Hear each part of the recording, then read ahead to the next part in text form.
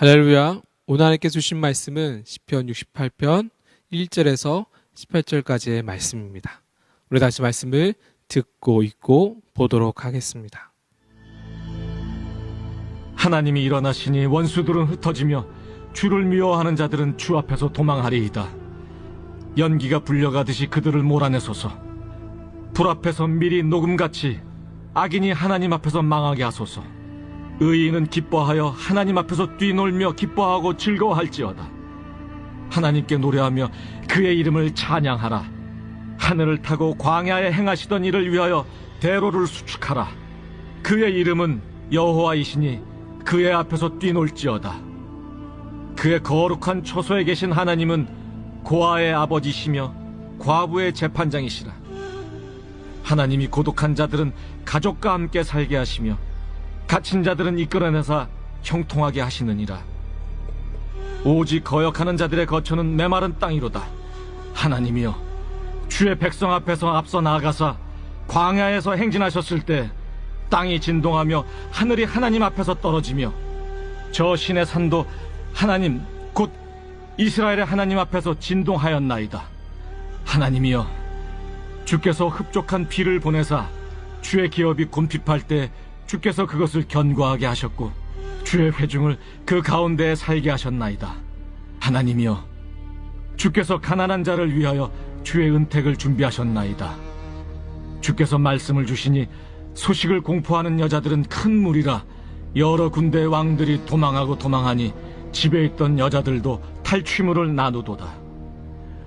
너희가 양 우리에 누울 때에는 그 날개를 은으로 입히고 그 깃을 황금으로 입힌 비둘기 같도다. 전능하신 이가 왕들을 그 중에서 흩으실 때에는 살몬의 눈이 날림 같도다. 바산의 산은 하나님의 산임이여 바산의 산은 높은 산이로다.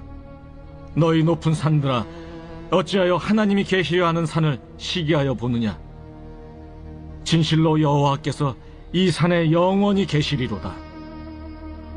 하나님의 병거는 천천히요 만만이라. 주께서 그 중에 계심이 신의 산 성소에 계심 같도다. 주께서 높은 곳으로 오르시며 사로잡은 자들을 취하시고 선물들을 사람들에게서 받으시며 반역자들로부터도 받으시니 여호와 하나님이 그들과 함께 계시기 때문이로다.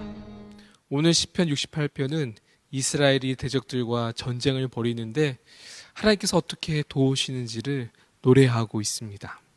1절 이하를 보면 하나님께서 일어나시니까 원수들이 흩어지고 주를 대적한 자들이요 도망갑니다. 악인들이 망합니다. 그리고 나서 하나님께서 어떻게 일을 하시냐. 5절과 6절 말씀입니다. 그의 거룩한 처소에 계신 하나님은 고아의 아버지시며 과부의 재판장이시라.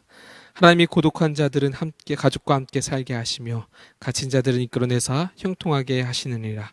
오직 거역하는 자들의 거처는 메마른 땅이로다. 하나님께서요 대적한 자들을 멸하시고 그 다음 하시는 것은요 약자를 돌보십니다. 고아를 돌보시고 과부의 억울함을 돌보시며 이 땅에서 소외된 자들이 공동체 안에 들어오게 하시고 갇힌 자들을요 자유롭게 하십니다. 7절 이하의 말씀에서도요 하나님께서 주의 백성들과 함께 하시며 싸워주신 다음 하시는 것이 약자를 돌보시는 겁니다. 10절 말씀입니다. 하나님이여, 주께서 흡족한 비를 보내사 주의 기업이 곰핍할 때에 주께서 그것을 견고하게 하셨고 주의 회중을 그 가운데 살게 하셨나이다.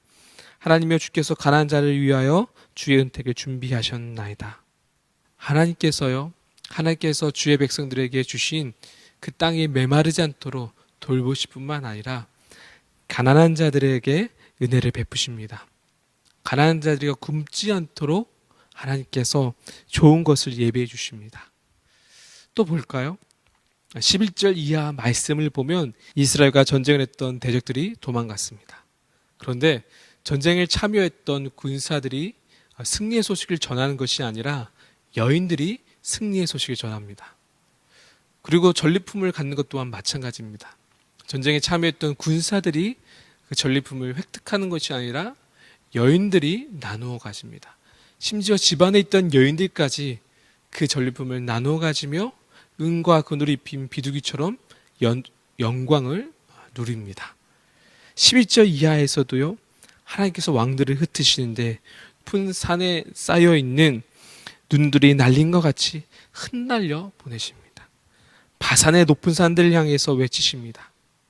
신의 산이 주변의 산들에 비해 낮을지라도 하나님의 영광으로 둘러싸여 있고 하나님께서 계신다고, 함께 하신다고 선포합니다. 그리고 하나님께서 어떻게 하시는지 18절에서 이야기합니다.